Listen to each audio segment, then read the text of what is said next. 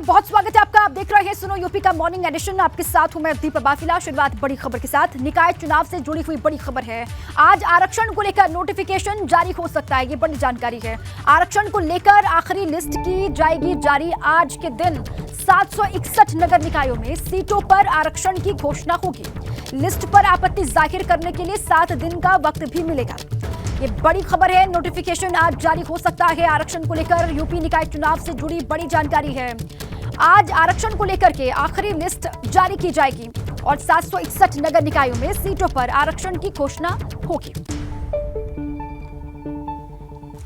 देखिए, आरक्षण का ऐलान आज हो सकता है। कब चुनाव होगा, ये सवाल बना हुआ है। निकाय चुनाव आरक्षण नोटिफिकेशन आज इसको लेकर जारी होगा। नगर विकास विभाग नोटिफिकेशन जारी करेगा निकाय चुनाव को लेकर। 761 नगर निकायों में आरक्षण की घोषणा आज के दिन हो जाएगी और आपत्ति दर्ज करवाने के लिए, आपत्ति जाहिर करने के लिए 7 दिन का समय भी दिया जाएगा। आपत्ति दर्ज का वक्त खत्म होने के बाद फाइनल लिस्ट सामने आ जाएगी और फाइनल लिस्ट में, आखिरी सूची में आने के बाद चुनाव की तारीखों का ऐलान भी कर दिया जाएगा। आखिरी सूची आएगी, उसके बाद तारीखें सामने होंगी। अगले महीने अप्रैल के दूसरे हफ्ते में तारीखों की घोषणा हो सकती है, ये कहा जा रहा है। पार्षदों और सदस्यों के लिए सीटों पर रिजर्वेशन में कोई बदलाव नहीं किया जाएगा। जो आरक्षण पार्षदों और मेंबर्स को मिलता है उसमें कोई बदलाव नहीं होगा। अगले महीने अप्रैल के दूसरे हफ्ते में तारीखों की घोषणा की जा सकती है। निकाय चुनाव को लेकर ये जानकारी मिल रही है और आज को लेकर के जानकारी है कि नोटिफिकेशन आज जारी होगा। मेरे साथी विवेक लखनऊ से जुड़ गए, सीधे उन्हीं के पास आपको ले चलते हैं और बातचीत के लिए और जानकारियों के लिए। विवेक, आज ये कहा जा रहा है कि नोटिफिकेशन जारी होगा निकाय चुनाव को लेकर, इसके बाबत क्या जानकारी मिल पा रही है विवेक?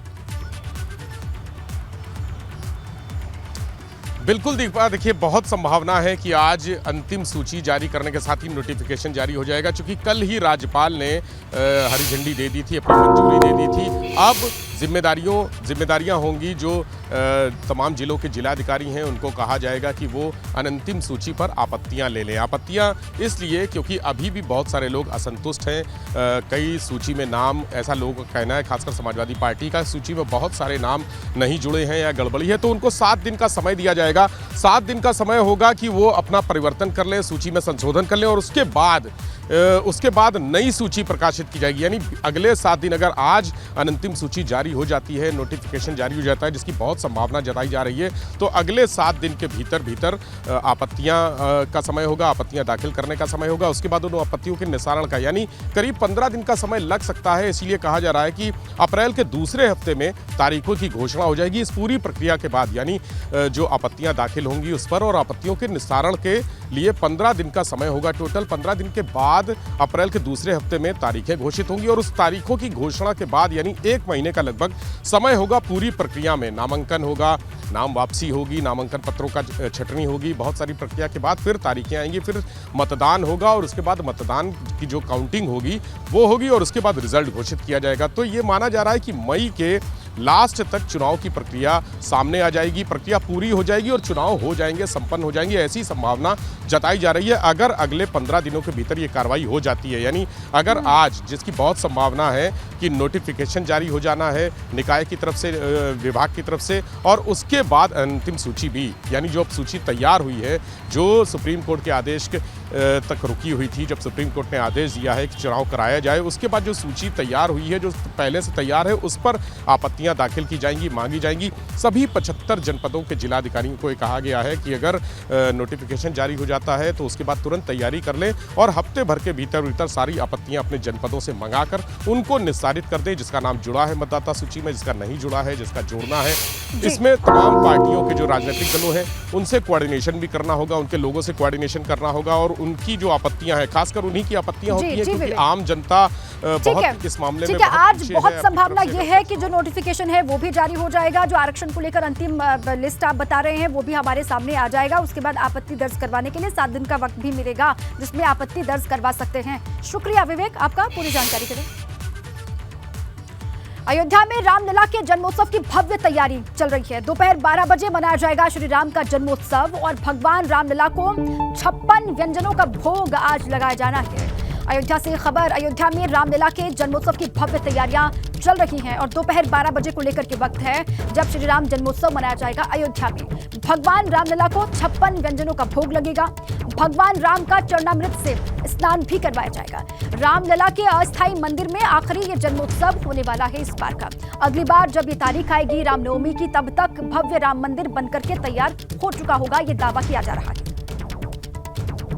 आइए सीधे ग्राउंड पर आपको ले चले। राम की नगरी अयोध्या में किस तरीके से श्रद्धालु पहुंच रहे हैं, वहां पर कितनी रौनक, कितनी हलचल है, ये जान लेते हैं। मेरे साथी शैलेश वहीं से जुड़े हुए हैं मेरे साथ। शैलेश, आज तो वहां पर खुद आपकी मौजूदगी है राम की नगरी में, किस तरीके से तस्वीर आप देख पा रहे हैं? क्योंकि बहुत बड़ी संख्या में श्रद्धालु वहां पर पहुंचे हुए कहा जा रहा है। तकरीबन 15 लाख श्रद्धालु अभी तक वहां पर पहुंच चुके हैं और ये कहा जा रहा है कि 25 लाख श्रद्धालु आज पहुंच सकते हैं। शैलेश।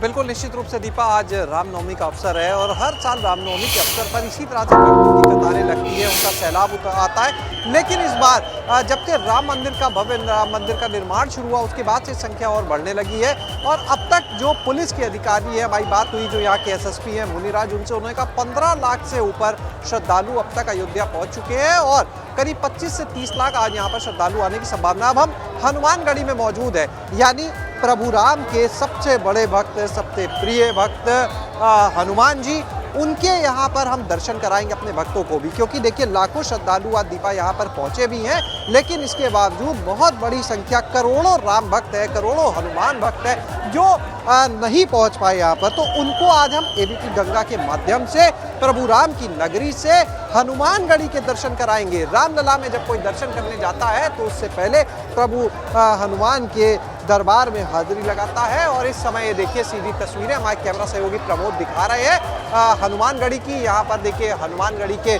दर्शन हम अपने भक्तों को एबीपी गंगा पर करवा रहे हैं। यहाँ पर भी इस समय देखिए भक्तों का सैलाब है। आप देखिए कि किस तरह से भारी सुरक्षा व्यवस्था यहाँ पर की गई है और आपको बताएं यहाँ पर दर्शन करने के बाद जो भक्त है वो रामलला की तरफ जाते हैं, वहाँ पर दर्शन करते हैं प्रभु राम के और आज भव्य जन्मोत्सव मनाया जाएगा, वहाँ पर 56 भोग होगा। तो इस तरह की पूरी जो तैयारी है रामनगरी अयोध्या में वो की गई है। तो आप देख सकते हैं तस्वीरें हनुमानगढ़ी के अंदर से एक्सक्लूसिव ये तस्वीरें हैं जो इस समय हम एबीपी गंगा के माध्यम से उनके दर्शकों तक पहुंचा रहे हैं। जो भक्त यहाँ पर नहीं आए हैं वो भी प्रभु हनुमान के दर्शन कर सके, उनका आशीर्वाद ले यहाँ पर एबीपी गंगा के माध्यम से। तो ये देखिए यहाँ पर और किस तरह से यहाँ पर भीड़ है वो आप देख रहे हैं। आगे की तरफ चलते हैं, कुछ और तस्वीरें हम दिखाएंगे, लेकिन देखिए ये देखिए हनुमान जी के दिव्य दर्शन यहाँ पर हनुमानगढ़ी से सीधे दर्शन एबीपी गंगा पर। और इसके बाद आप देखिए यहाँ पर जो भक्त हैं वो लगातार, क्योंकि देखिए बहुत बड़ी संख्या में भक्त आ रहे हैं, ऐसे में धीरे धीरे भक्तों को यहाँ से कहा जा रहा है कि आइए दर्शन करके जल्दी से जल्दी आगे बढ़िए ताकि बाकी भक्त आ सके, क्योंकि लाखों की संख्या में तो देखिए आज यहाँ पर भक्त ही आ रहे हैं। तो इसकी वजह से जल्द से जल्द, और आपको हम दूसरा एक नज़ारा और दिखाते हैं अपने दर्शकों को, आज यहाँ पर राम भक्तों को दर्शन कराएंगे और यहाँ पर कि किस तरह से यहाँ पर दूर दराज से जो लोग आए हैं वो यहीं हनुमानगढ़ी में बैठकर कोई हनुमान चालीसा का पाठ कर रहा है, कोई सुंदरकांड का पाठ कर रहा है। तो वो भी एक तस्वीर हम आपको दिखाते हैं। ये देखिए तमाम यहाँ पर बच्चे भी हैं, बुजुर्ग भी हैं, हर उम्र के आपको लोग मिलेंगे जो यहाँ पर आए हुए हैं और एक सुबह से कोई हनुमान चालीसा का पाठ कर रहा है, कोई रामचरितमानस पढ़ रहा है, कोई सुंदरकांड का पाठ कर रहा है। और एक आपको दिखाएं बहुत ही बुजुर्ग यहाँ पर व्यक्ति जो हैं जिनको हम देख पा रहे हैं, वो सुबह से हम उन्हें देख रहे हैं यहाँ पर पाठ करते हुए। ये देखिए आप तस्वीर सीधी कि यहाँ पर वो भी प्रभु राम की, प्रभु हनुमान की भक्ति में पूरी तरह से लीन है इस समय। तो ये नज़ारा यहाँ का भव्य नज़ारा, अलौकिक नज़ारा जो बहुत कम देखने को मिलता है और ये माना जा रहा है कि अगले साल का नज़ारा इससे भी भव्य होगा। कुछ लोगों से भी बातचीत अब करते हैं इसके साथ में हम, जो यहाँ पर आज आए हुए हैं, दर्शन कर चुके हैं। क्या नाम है आप? श्रेष्ठ अरोरा। कहाँ से आए आप? प्रयागराज। इतनी दूर से संगम नगरी से आए हैं प्रभु राम की नगरी में, आप दर्शन हो, जब यहाँ पर उम्मीद करके आए थे इतनी भीड़ होगी? हाँ जी, उम्मीद करके तो आए थे, प्रयागराज से आए हैं। आप लोग तो प्रयागराज से हैं जहाँ पर भव्य कुंभ लगता है, करोड़ों भक्त आते हैं, तो ये भीड़ तो कुछ दिक्कत नहीं लगती है? तब भी बहुत भीड़ है। बहुत भीड़। अच्छा, अगले साल आएंगे, प्रभु राम का भव्य मंदिर भी होगा? हर साल आएंगे। आपका नाम? जी, मेरा नाम सौरभ उपाध्याय। कहाँ से आए हैं? प्रयागराज से।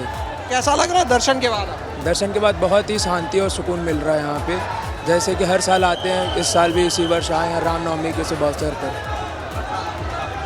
ये देखिए यहाँ पर आप किस तरह से यहाँ देखिए तमाम महिलाएं हैं, वो भी इस समय तमाम युवा हैं, वो भी देखिए यहाँ पर प्रभु की भक्ति में लीन है।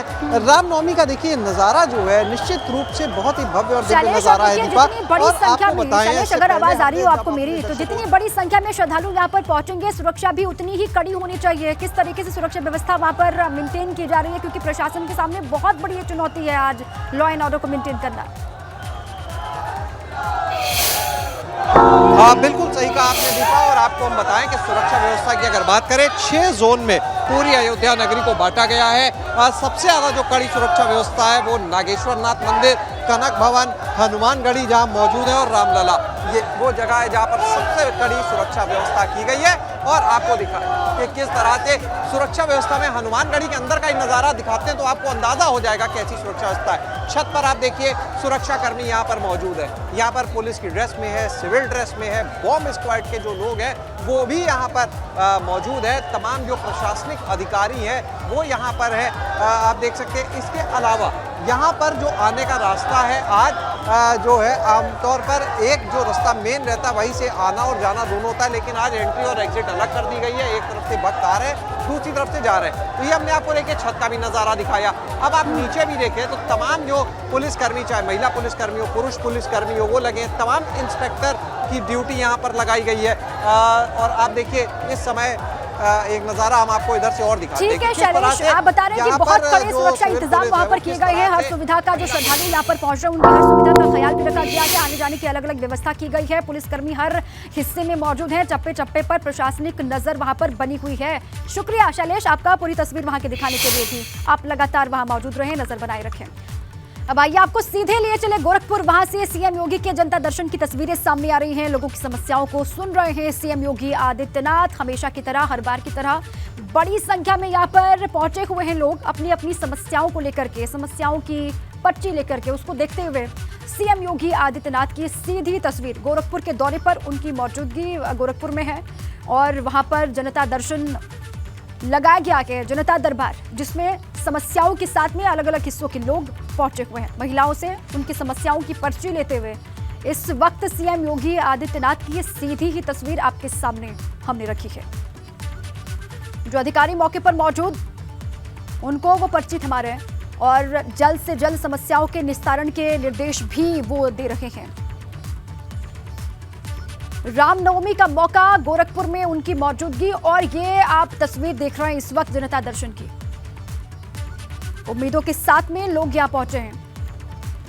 उनको जानकारी मिली कि सीएम योगी गोरखपुर में हैं, तो अपनी समस्याओं को लेकर के वो यहां पर पहुंचे और समस्याओं की पर्ची को सीएम को दे भी रहे हैं। और ये सीएम से अनुरोध भी कर रहे हैं कि उनकी समस्याओं पर वो नजर डालें और जल्द से जल्द अपनी समस्याओं का निस्तारण वो चाहते हैं सीएम योगी से, क्योंकि सीएम पहुंचे हैं सूबे के मुखिया उनके बीच में, तो उम्मीद और भी बढ़ जाती है। अयोध्या में रामलला की प्राण प्रतिष्ठा को लेकर राम मंदिर ट्रस्ट की ओर से साफ कर दिया गया है कि जनवरी 2024 में मकर संक्रांति के मौके पर रामलला की प्राण प्रतिष्ठा होगी। साथ ही उन्होंने जानकारी ये भी दी कि रामलला की मूर्ति 51 इंच यानी कि 4 फुट 3 इंच की होगी, जो गर्भगृह में बने चबूतरे पर स्थापित की जाएगी।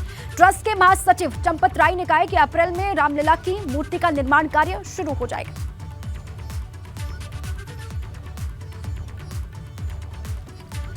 तो अप्रैल के पहले या दूसरे हफ्ते में मूर्ति निर्माण कार्य शुरू हो जाएगा। इसके बारे में ट्रस्ट की ओर से जानकारी दी गई है। राम मंदिर ट्रस्ट के महासचिव हैं चंपत राय, जिन्होंने विस्तार से इसको लेकर जानकारी साझा की। हो सकता है अप्रैल के पहले सप्ताह में उसमें और 1-2 कदम आगे बढ़ जाएंगे। हमारी कोशिश रहेगी इसी अप्रैल महीने में मूर्ति का निर्माण शुरू हो जाए। मैंने कभी 51 इंच की खड़ी मूर्ति। और देखिए, रामनवमी पर यूपी सरकार प्रदेश में अखंड रामायण का पाठ करवा रही है। वाराणसी काशी विश्वनाथ मंदिर प्रांगण में भी अखंड रामायण का पाठ चल रहा है, जिसको लेकर श्रद्धालुओं में खासा उत्साह दिखाई दे रहा है।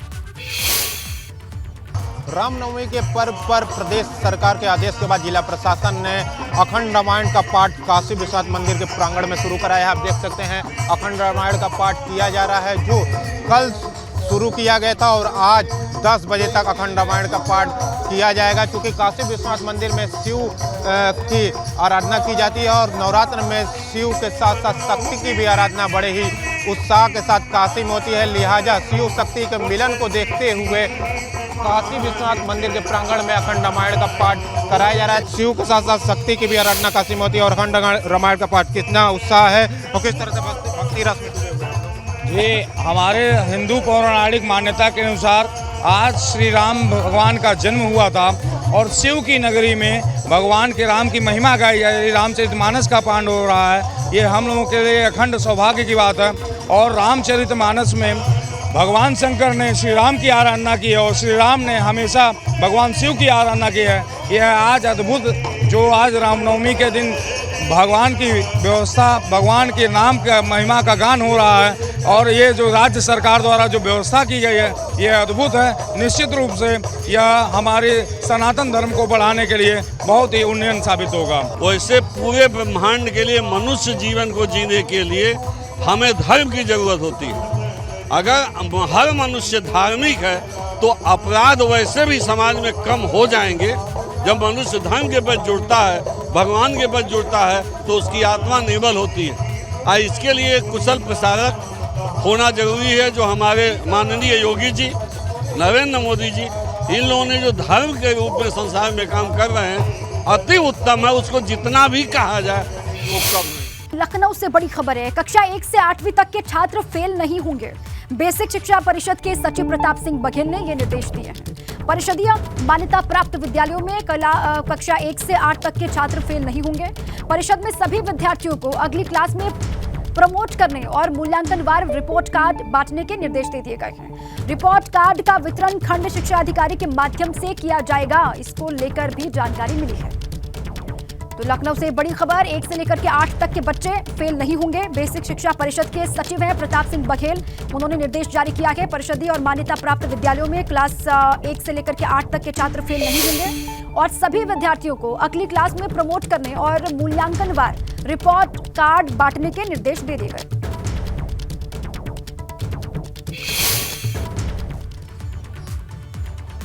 बुलंदशहर से बड़ी खबर, अवैध हथियार फैक्ट्री का खुलासा हुआ है। 7 अर्धनिर्मित तमंचा मौके से बरामद किया गया है। हथियार बनाने का सामान भी वहां से मिला। पुलिस ने अपराधी ताज मोहम्मद को गिरफ्तार कर लिया है। बुलंदशहर से बड़ी खबर, अवैध हथियार बनाने की फैक्ट्री का खुलासा हुआ। 7 अर्धनिर्मित तमंचा मौके से बरामद किए गए हैं और ये कहा जा रहा है कि हथियार बनाने का जो सामान है मौके से उसकी भी बरामदगी हुई है। पुलिस ने आरोपी ताज मोहम्मद को यहां से गिरफ्तार कर लिया। उसे पूछताछ। कल शाम को गश्त के दौरान छतारी पुलिस ग्राम चौडेरा के पास जब गश्त कर रही थी तो उस समय पीएनसी कंपनी, जो एक रोड कंस्ट्रक्शन कंपनी है, उसकी खाली पड़ी भूमि में एक ताज उर्फ ताजू नाम के व्यक्ति को वहां से गिरफ्तार किया है। ताज उर्फ ताजू पहले के छतारी के एक मुकदमे में वांछित अभियुक्त हैं। उल्लेखनीय है कि ताज उर्फ ताजू के पास से 7 बने हुए शस्त्र तथा 7 अधबने शस्त्र प्राप्त हुए हैं तथा साथ ही साथ जो शस्त्र बनाने के उपकरण होते हैं तथा औजार होते हैं, जैसे हथौड़ी, पेचकस और रेक मार्क, कटर और वेल्डिंग मशीन और भी अन्य प्रकार के जो उपकरण जो शस्त्र बनाने के काम आते हैं, वह शस्त्र के निर्माण में जो काम आते हैं, वो ताज के पास से बरामद किए गए हैं। इसी क्रम में सुसंगत धाराओं में अभियोग पंजीकृत कर लिया गया है।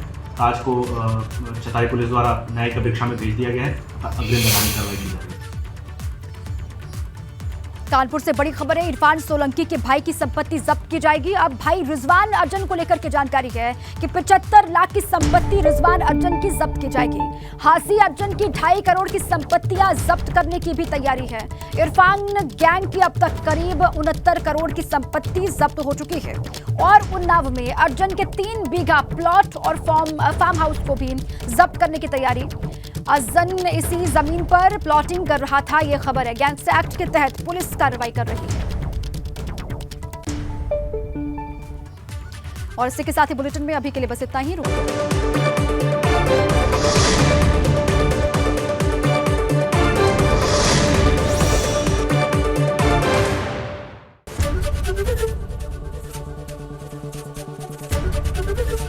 एबीपी गंगा, खबर आपकी, जुबान आपकी।